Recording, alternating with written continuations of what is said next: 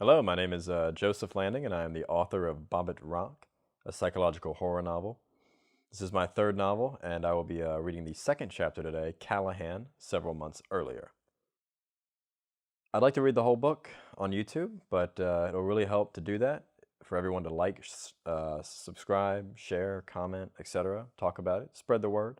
All that helps get the word out about the book and the audiobook, and I just want a lot of people to be able to read this and let me know what they think and have a good time. So, without further ado, I'm going to get started on this. Keep an eye out for the next chapter to be released, and if you haven't heard the first chapter, there's a link in the description. And if you'd like to buy this book or my other two books, Tame Chakti, Aerosol, Battle for Humanity, the links will also be in the description. Let's get started. Chapter 2, Callahan, several months earlier. This city is cursed. A crimson sun pierced a blood-red sky as the final gasp of daylight disappeared from the skyline of Callahan, South Carolina. Contrary to the rest of the state, Callahan lacked a soul. Industrial plants polluted the air, crime infested the streets, and the color palette was a mottled gray. Whereas the coastal city of Charleston bustled with culture and history, Callahan focused on business. The Silicon Valley of the South was the nickname that residents had ascribed to the prevalence of tech industries and manufacturing companies which had set up shop.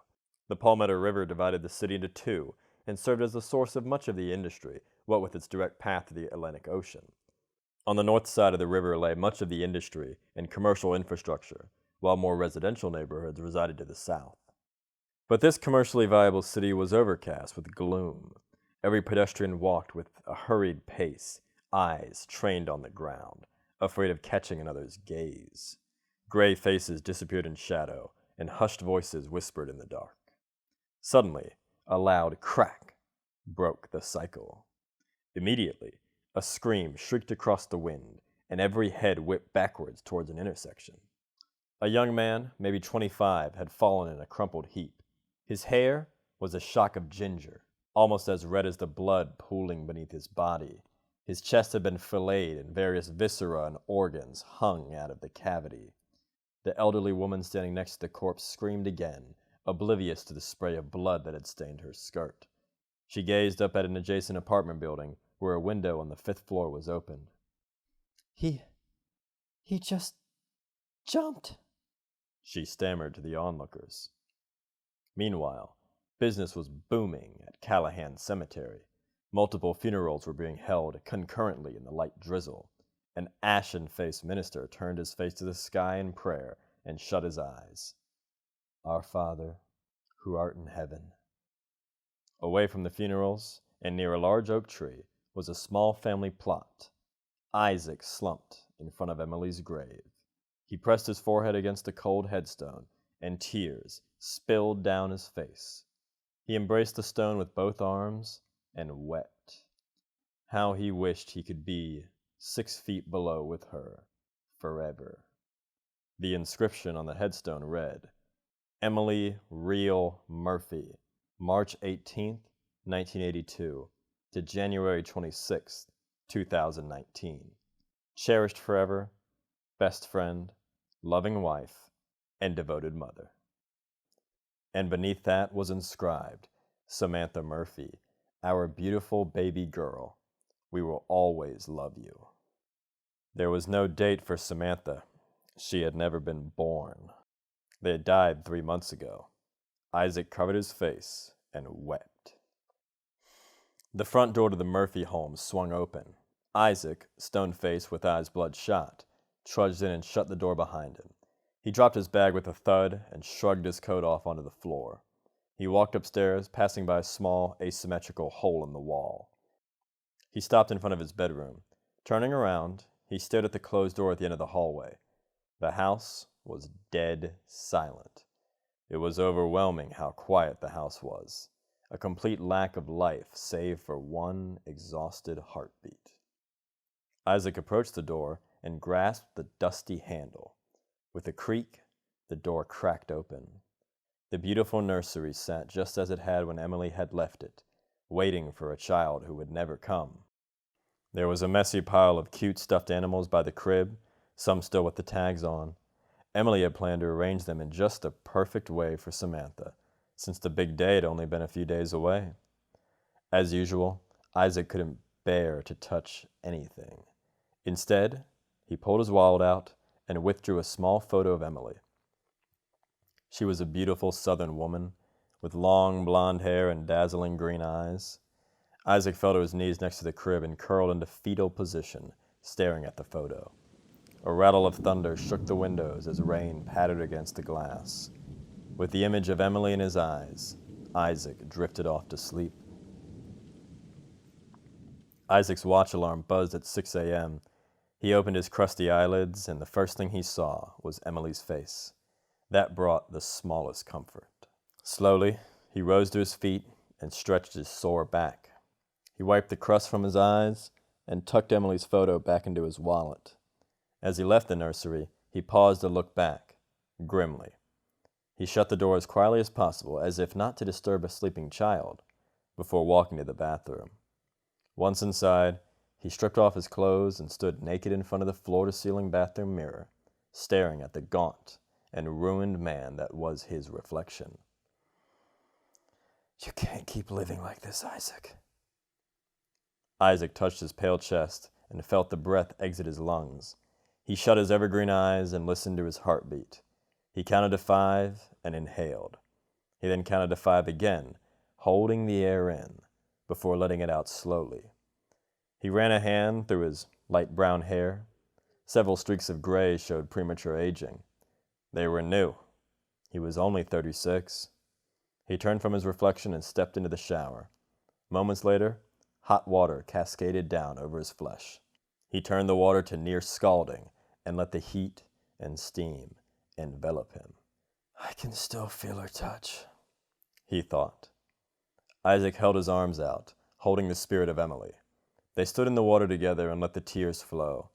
Isaac buried his face into her breast, comforted by her heartbeat.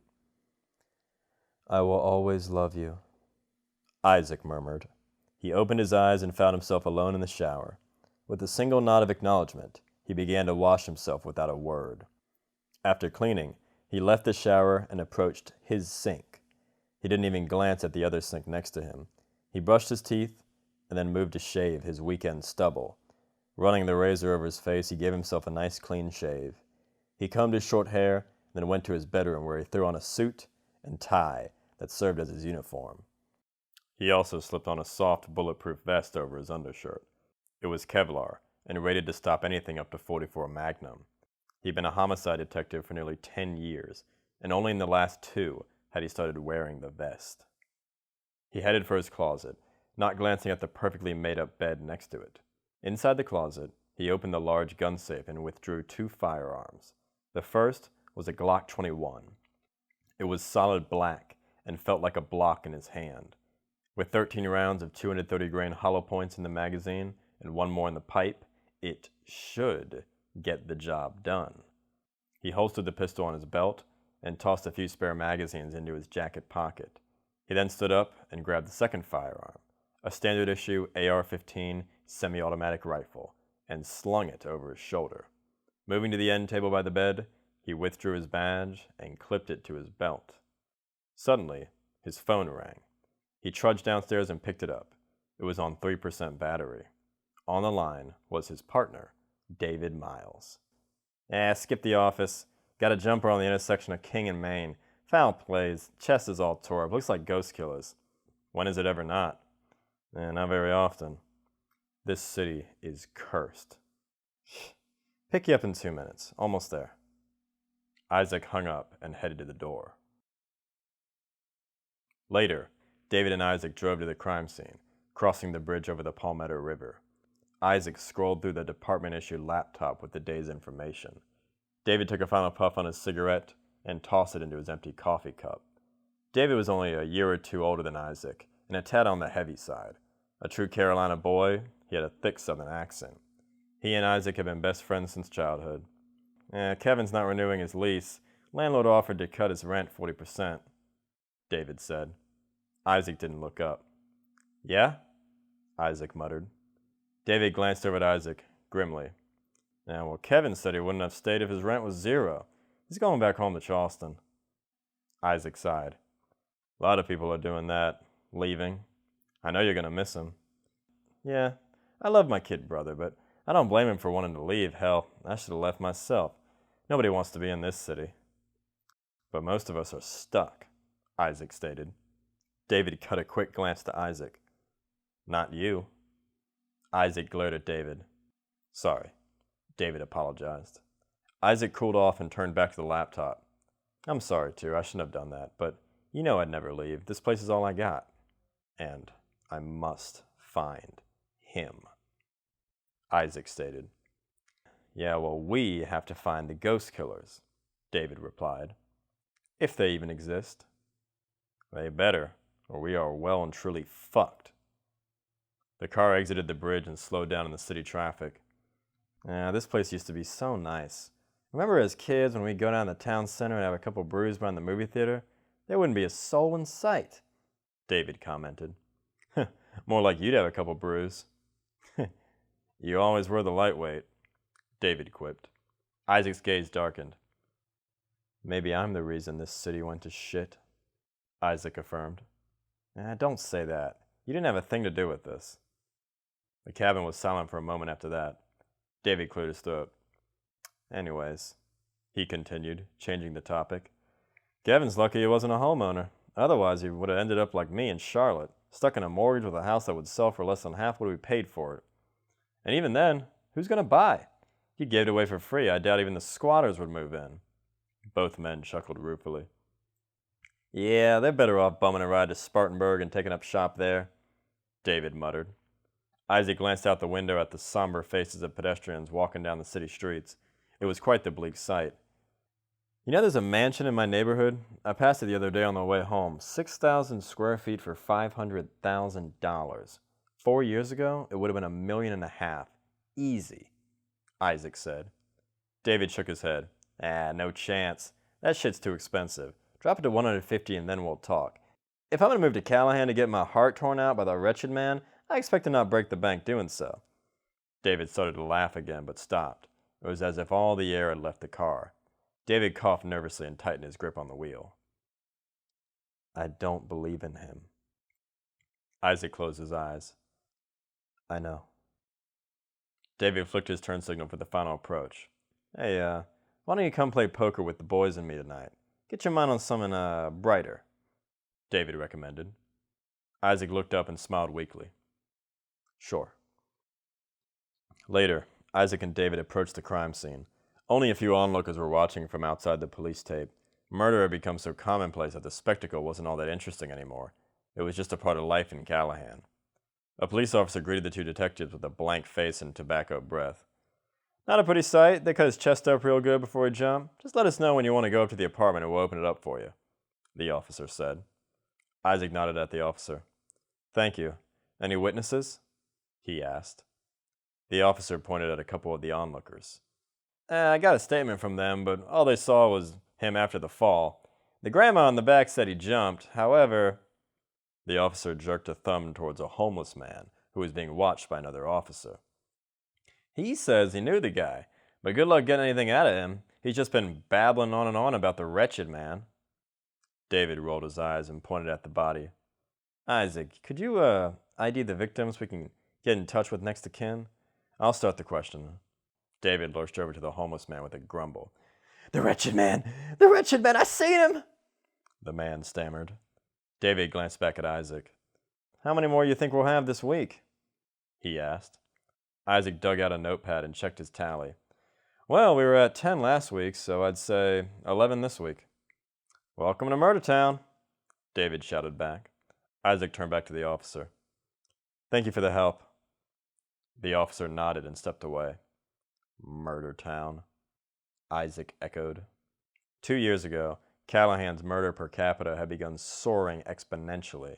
The staggering murder rate had taken off in the most recent year, causing the media and country to take notice.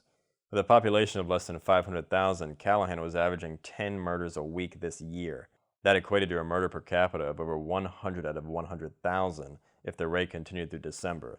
That would be nearly as high as Caracas, Venezuela. Last year, the start of the rise in the murders sported a murder per capita of 65 per 100,000. Isaac approached the body, which was being placed on a stretcher. He glanced at the man's ginger hair as the EMTs placed him in the body bag. The redhead's body was covered in stab wounds and abrasions. It looked like he'd been attacked by a tiger. He likely jumped to escape whatever was attacking him. As the body bag was being zipped up, the redhead's skull drooped to the side, and Isaac saw the left cheek of his bloody face. A vicious slash had sheared off the back of his left cheek, and his ear was gone. Isaac stumbled backwards as a rising tide of panic surged inside him. "Damn it!" Isaac staggered away from the crime scene and pushed through the concerned onlookers. He reached David's car and fumbled with the door handle before collapsing inside the passenger seat. Gasping for breath, he tried to stop the panic attack from rendering him catatonic. "Inhale. Count to 5. Exhale. Count to 5. Damn it! God damn it!" He saw the ripped cheek again in his vision, only this time it was Emily's. Isaac buried his face in his hands. He took a deep breath and managed to slow his heartbeat enough for the blood to stop rushing in his ears and his face to stop burning. The driver's door opened, and David came in with a somber expression. He put out a reassuring hand and touched Isaac's shoulder. "Hey, come on, buddy. Let's take a quick walk. Clear your head. Let them get the body out of here first. We can come back and finish our job once that's done." Isaac took a deep breath and nodded. The two got out of the car and headed away from the crime scene. They stepped off Main Street and ended up on a mostly empty sidewalk. Callahan, once a rising city, was starting to look like a ghost town. "The cheek?" David asked. Isaac nodded. Just a coincidence," David surmised. "I can't take this," Isaac exclaimed. "Yes, you can," David said, taking Isaac by the shoulders. Isaac shrugged him off. "Don't close off to me," David warned. Isaac turned his back to David and started to return back to the crime scene, but David moved in front of him. "You ain't getting rid of me that easily, buddy." David leveled his gaze at Isaac. "I know the last 3 months have been beyond hell, and I'm sorry, but closing off to the people who care about you isn't going to do you a damn bit of good. And talking craziness about curses and the wretched man is only going to screw you up even more. If this city is going to survive, it needs sane people to keep it from falling off the cliff. I just don't know if I can do this anymore," Isaac whispered. "Yes, you can. You made a promise to Emily. You can do this. Besides, you're the second best detective on the team." Isaac raised an eyebrow. "Second best?" he asked. "Well, after yours truly, of course," David said, smirking. Isaac smiled and clapped hands with David. "Thank you, friend." "Anytime. Now come on, we need to actually do our jobs. Plus, somebody else has probably died in the last 5 minutes, so we're in high demand." "Maybe I will get drunk tonight," Isaac mused. David grinned. "That's the spirit." Later, the Callahan Police Department headquarters was, to put it simply, chaos. A few years ago, the station was a sleepy office of bored detectives and burnt coffee. But now, it was a buzzing beehive. Officers and detectives ran around, shouting and barking orders. Overworked assistants manned the eternally ringing phones. The press filled the hallways, desperate to get a statement from anyone who was willing to go on the record.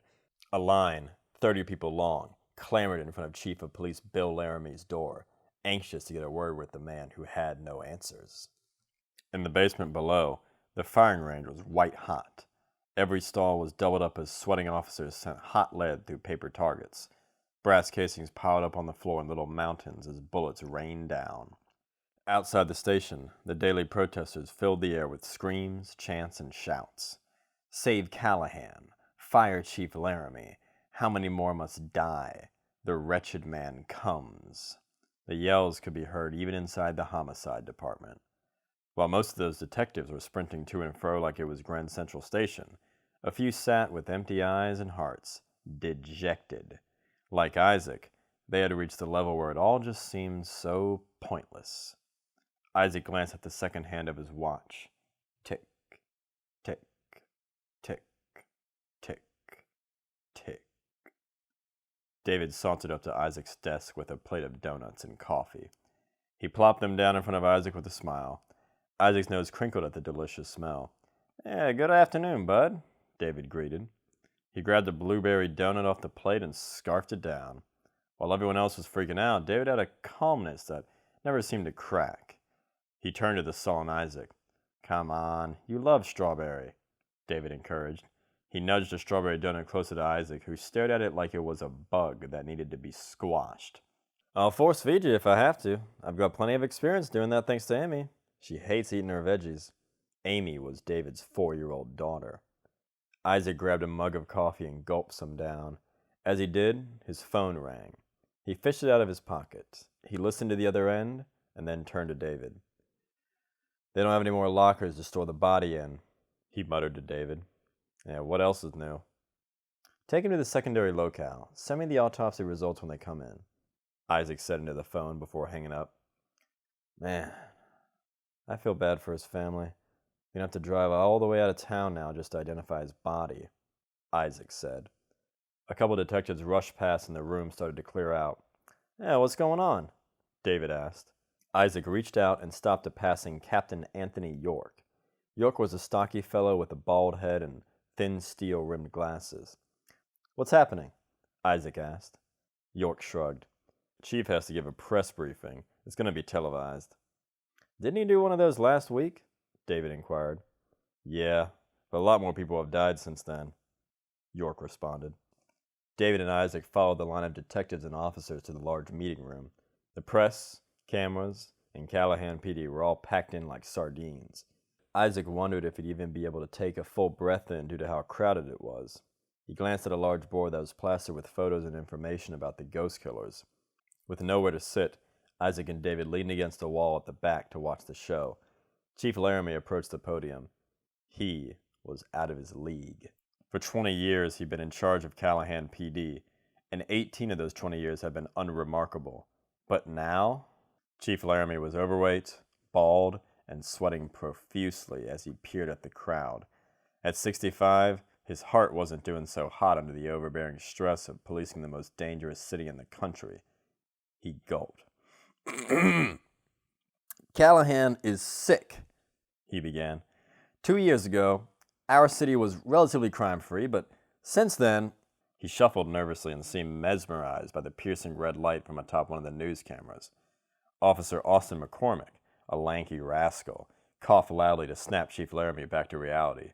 Chief Laramie shook his head and wiped a sheen of sweat from his forehead. So far this year, Callahan is on the rate to have the highest murder per capita in the U.S., and that's unacceptable. It's unacceptable. He tried to shout the last word, but it came out weak and thin.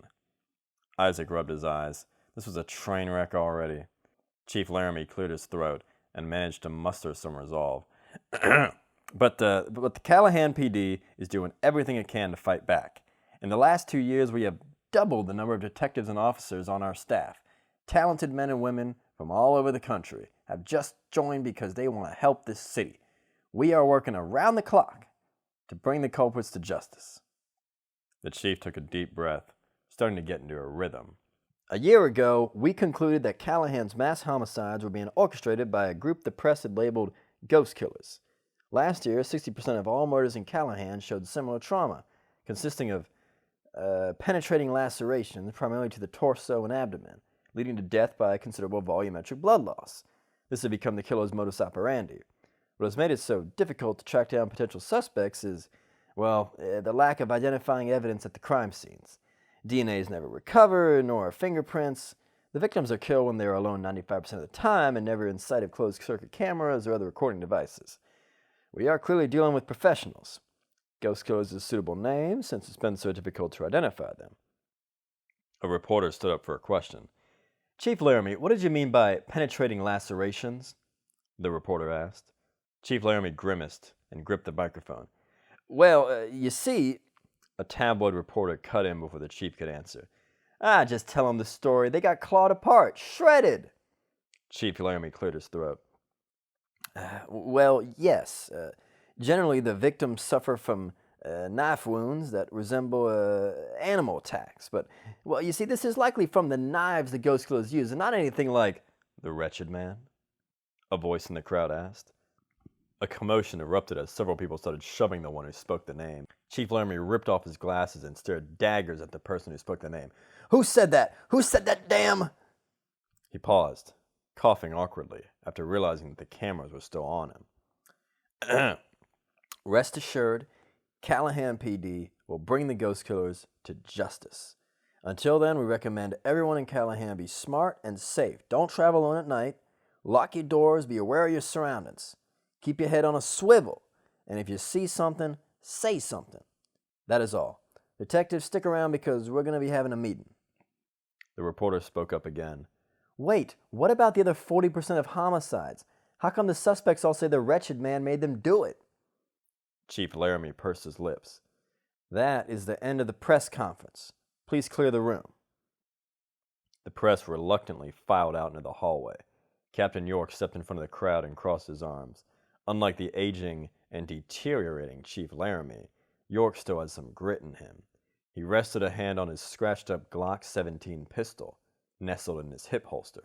I'll keep this short, guys. Shit's bad, and it's only getting worse, he said. The feds are kicking down our door, and if one more thing goes awry, they're going to take over. We're going to have them policing the streets and running the show. Since Governor Randall declared a state of emergency, we thankfully have more funding, not that it's helped much. York leaned forward with a stare that could cut steel. The ghost killers have to slip up soon. We're gonna catch one of them in the act, and this nightmare will be over. That's what I need you guys to do. Catch one in the act. Find that lock of hair or fingerprint. Get one on camera, or get information from one of the suspects we bring in. Get me a testimony. We just need one break, and we can put this to bed and start healing. All of Callahan is counting on us, and we are not going to fail them. York started to leave, but stopped. He gritted his teeth and added, and guys, for the love of God, please don't talk about the wretched man. That will get us nowhere. Isaac felt an icy shiver run up his spine. Everyone in the crowd seemed to feel it too. York rubbed his bloodshot eyes with a shaky hand. Get out of here and find the ghost killers. Dismissed. Isaac's dark silhouette filled the frame of his front door as he entered his dark home. He dropped his things and shrugged off his jacket before walking over to his living room and unholstering his pistol. He placed the pistol on the coffee table and turned to the kitchen. As he reached the fridge, his phone vibrated. He dug it out and checked David's text message. 9 p.m. for poker? Isaac responded with, see you then. He tossed his phone on the kitchen counter and opened the fridge. He had 90 minutes before the game. It was time to cook. Isaac was an excellent cook. It was one of his favorite pastimes. He'd taken culinary arts in high school and had spent many summers working in kitchens. For some time, he'd considered becoming a professional chef. He had planned so many beautiful birthday cakes for Samantha. He preheated the oven before pulling out various ingredients from the fridge and pantry. He reached for the chef's knife and began to sharpen it expertly. The knife blade slid down the steel sharpening rod quickly and methodically. Shink, shink, shink. Isaac imagined slicing the jugular of the man who killed Emily. The man's ice blue eyes widened in terror as blood spouted from his throat and bubbled through his lips. Isaac shook his head to clear his thoughts. He set the knife down and glanced up at the dining room table, where 2 empty chairs sat with full table dressings in front of them. An ornate mirror hung on the wall next to the table, reflecting the dining room and kitchen. Isaac looked at his image in the mirror and glanced at the empty space above him. He checked left. Clear. He checked right. Clear. He checked up. Clear. I'm alone. In front of one of the chairs was a plate of untouched, spoiled food. It had been there for a few days. A few flies were buzzing around it. A glass of white wine also sat untouched. Gritting his teeth, Isaac took the plate and glass and tossed the food into the trash before cleaning the dishes and putting them in the cabinet. He returned to the ingredients and prepared dinner. He withdrew the steak from the fridge and added a few more spices. He then peeled and chopped potatoes to prepare them for roasting. As he worked, he disappeared into his own world and got lost in the art of cooking. The kitchen warmed from the heat of the oven, and for the briefest of moments, the house felt alive again as Isaac cracked a smile. As the bread rolls and potatoes roasted in the oven, Isaac seared the steak. With a hot cast iron pan, he placed the 2 steaks down in the sizzling oil. He threw in thyme, garlic, butter, salt, pepper, and a dash of turmeric for the extra earthy taste. Meanwhile, asparagus steamed in a saucepan, turning vivid green and delectable. Isaac squeezed a lemon over them along with drizzled butter. He took his time with his craft, focusing on making the perfect meal. At last, he was finished. He uncorked a bottle of red wine and poured it in 2 glasses, filling his nearly to the top. He carried the food and wine to the place settings. He lit candles and turned on the stereo. A tune with piano and strings filled the air. Isaac went to the empty chair and lifted a framed portrait of Emily that had been sitting on it. She was gorgeous, in a red dress and smiling at the camera. Isaac placed the photo on the table in front of her chair and moved to his own. He clasped his hands. Dear Lord, thank you for the blessings you have bestowed upon us. We ask that you keep us healthy in mind and body and protect us from evil. I pray that you will watch over all of us as we continue this journey you have set for us. Amen. Isaac opened his eyes and looked at the photo of Emily with a warm smile. How did you ever get me to be a praying man? He asked with a chuckle. The room remained silent, but Isaac cracked another smile and dug into his steak. Well, yes, it does remind me of childhood. Dad always made sure we said a prayer before dinner. He said that Mom was big on religion, had him praying from their very first date. Isaac buttered the bread roll and took a bite. Delicious. He continued his conversation with no one. You know, David and Charlotte's anniversary is coming up next week, and their little girl just turned 4. I can't believe how fast she's growing. Time flies. In the reflection of the mirror, Emily sat in the chair opposite Isaac, wearing the stunning red gown, pregnant and glowing. Her golden locks shone in the candlelight. She appeared only in the mirror, as if it were a window into the afterlife. Oh, I know, she said with a pearly smile. I ran out today and bought Amy the perfect gift. I'm sure she'll love it. No thanks to you. She teased. Hey, I was at work all day. I think it was 13 hours. Oh, that is awful, though I do miss working. Sitting around the house this last week has been so boring. But at least I'm getting everything ready. Yes, and it'll be perfect. Now, I think I deserve a reward for even remembering Amy's birthday, January 16th. Isaac proudly exclaimed. Emily chuckled. Babe, it's January 15th. Isaac looked down at his asparagus. Well, shit. Emily laughed and tucked into her steak. With a shining steak knife, she sliced a piece off, popped it into her mouth, and then closed her eyes in satisfaction. Dear Lord, so good. Honey, can you just make steak every day? Isaac beamed and puffed out his chest. Gee, I don't know. I was planning on raising Samantha meat-free. Emily gasped overdramatically. Oh, absolutely not. She smiled and raised her eyebrows. Screw vegans, she whispered sexily. Isaac wiggled his eyebrows. Then today, I am officially a vegan. Emily bit her lip and squeezed Isaac's knee under the table. Oh, yeah? She moved her hand up his thigh. He grinned, and the room seemed to fill with cheer and warmth. He drained his wineglass and took a few big mouthfuls of food. More wine, Emily? Emily held out her wineglass with a flourish. Isaac grabbed the bottle from the table and poured some into her glass. The full glass immediately overflowed and spilled onto the white tablecloth, staining it blood red. Christ, I'm sorry. Isaac started to dash for the kitchen towel, but Emily took his arm. No, it's okay. I'll just bleach it tomorrow. Don't worry about it. Isaac felt a shiver and glanced down at his arm. Emily's hand was freezing. He shook his head, trying to keep the dream alive. Right. Okay, I looked around at Callahan daycare today. Emily cut in, desperate to change the subject to something happy. Isaac shook his head again, dispelling his negative thoughts and smiling. Oh yeah? How was it? Emily clasped her hands together, showing off her nice manicure.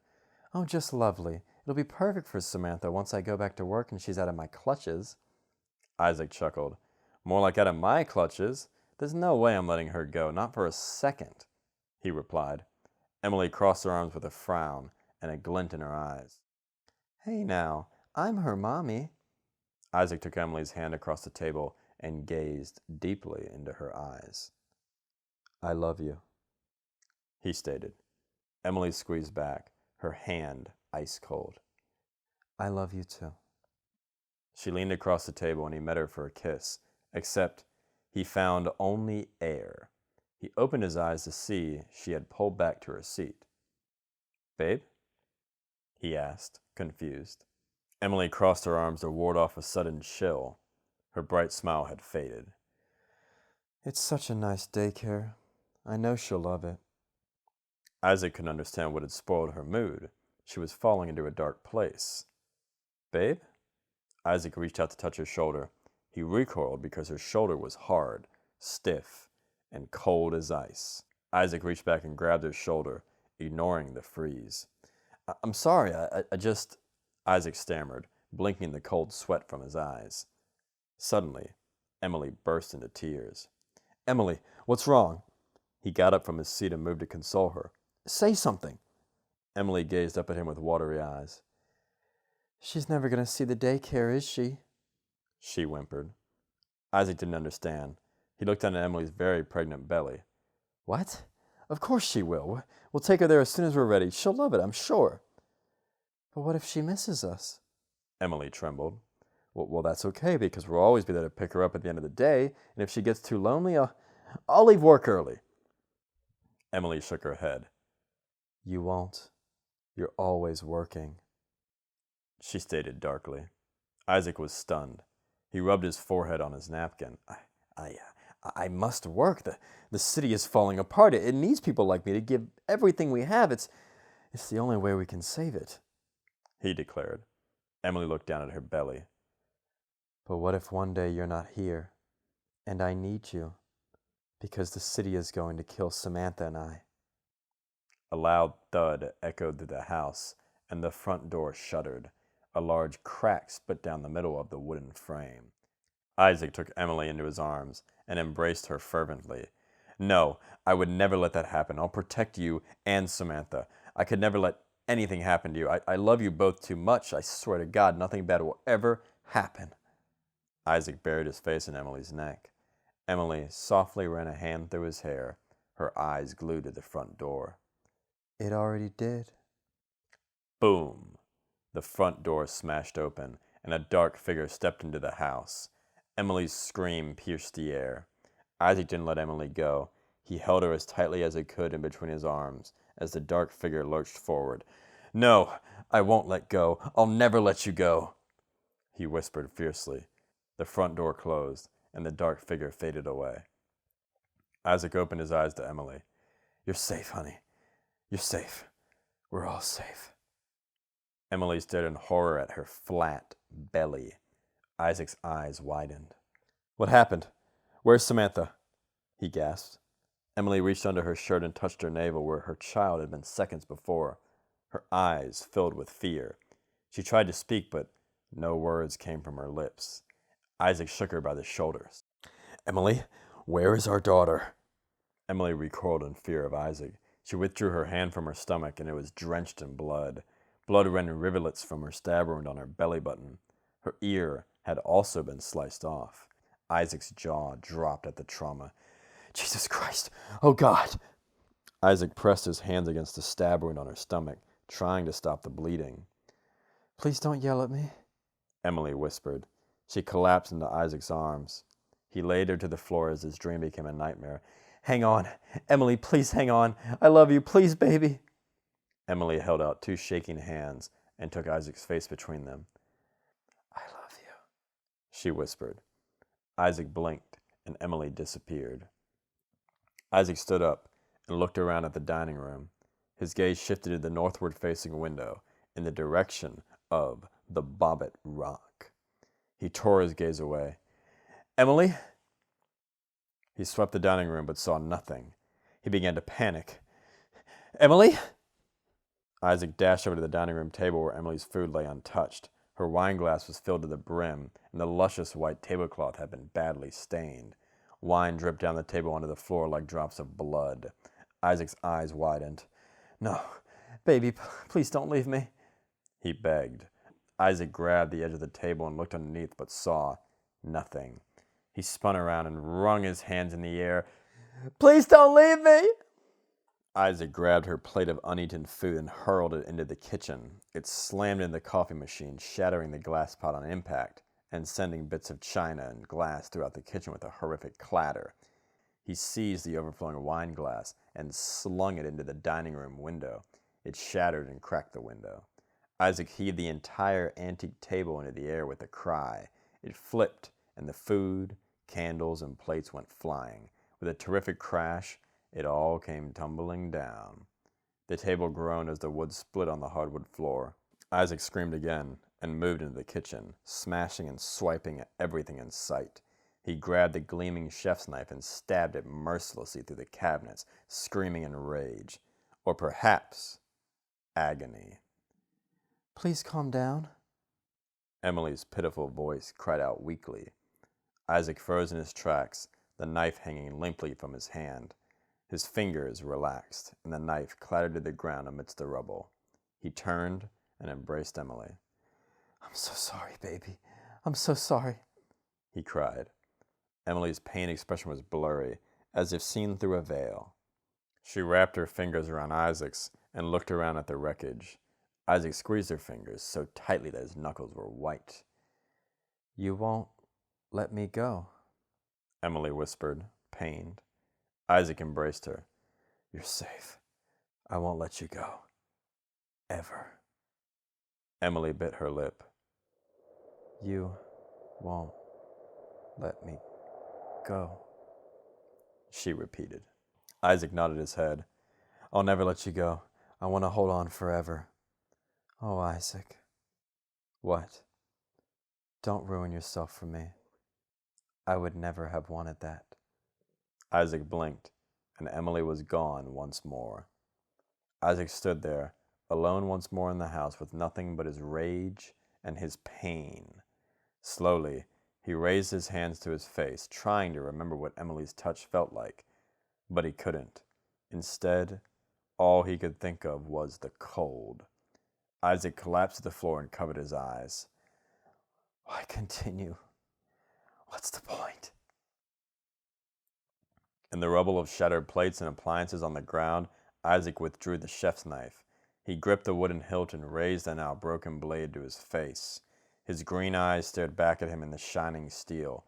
Resolutely, he pressed the blade to the palm of his left hand and drew it slowly across the cushy pad between his index finger and thumb. Crimson blood welled up and ran down his forearm. Isaac pulled the knife away and again stared at his green eyes in the reflection, now marred by blood. The pain hit him, sharp and stinging, but it had no effect on him. He knew it hurt, but it didn't matter. He raised the blade to his throat, pressing the knife tip to his carotid artery, then froze. No, I don't deserve the easy way out. Isaac sighed and dropped the knife to the side before rising to his feet. He walked back to the dining room and approached the mirror. He stared at the bloody figure in the reflection. Isaac cocked his bleeding fist and slammed it into the mirror, shattering the glass into 1,000 pieces. This time, he felt the pain, and it was brutal. Isaac cradled his shredded hand that was now bleeding heavily. Little shards of crimson glass were sticking out of his fingers. For a moment, he thought he might black out from the pain, but he steadied himself and took a deep breath. Inhale. Count to 5. Isaac staggered outside to his car and got in, his hands slopping blood all over the steering wheel, despite the jacket he had hastily wrapped around it. Another wave of pain rocked him, and he bit his tongue as a distraction. With his one good hand, he turned on the car and hit the road. Later. Jesus, what happened? The nurse asked, gaping at Isaac's hand, which was still punctured by shards of glass. A few large bloody splinters were hanging freely from the wounds. I punched him, Mira, Isaac said flatly. The nurse wasn't sure how to respond, so she just shook her head and got to work on his hand. It ain't the worst thing I've seen tonight. Later. It was 2 a.m. by the time Isaac returned home. His left hand was stitched up and wrapped in a cocoon of gauze. His right hand held a container of pain reliever. He popped some pills and glugged down some water before stumbling into the nursery. He lay down next to the crib, pulled out the photo of Emily, and closed his eyes. In Isaac's dream, Emily searched her house for him. It had been a year since Isaac had climbed the Bobbit Rock. A violent storm raged outside, and all the neighborhood kids were watching a scary movie together. David was amongst them. Thunder roiled overhead as Emily called out for her boyfriend. "Isaac, where'd you go?" She heard nothing but the pounding rain. Emily's mother approached her from the hallway. "Emily, what is it?" she asked. Emily shrugged. "I can't find Isaac. He disappeared when the thunder started." Emily's mother pointed upstairs. "I thought I heard some footsteps upstairs a few minutes ago." Emily took off up the stairs and started searching through the upstairs bedroom. She stopped at the closet in the guest bedroom and cocked her head. "Isaac?" A quiet sobbing could be heard from inside. She creaked open the door and found him crying alone in the dark. It was a pitiful sight. "What's wrong?" she asked. He wiped his eyes. I got scared." Emily knelt next to him. He took her hands gracefully and squeezed them tight. Still scared of the wretched man," he whispered. Emily smiled and squeezed Isaac's hand back just as tightly. "The wretched man can't hurt you because I'm here, and together we can take him," she said sweetly and kissed him. For that moment, they were just two young kids in love, two heartbeats, and two pairs of hands holding on to one another. When they parted, Isaac smiled and wiped his nose. "You're right. We'll beat him together." They rose to their feet and started to head back downstairs. But Isaac stopped in his tracks. He grimaced and looked at Emily with pleading eyes. You won't tell anyone that I was crying, will you?" he asked. "Of course not, Mr. Macho Man," Emily teased. Isaac rolled his eyes. "Great." Later, in his sleep, Isaac smiled.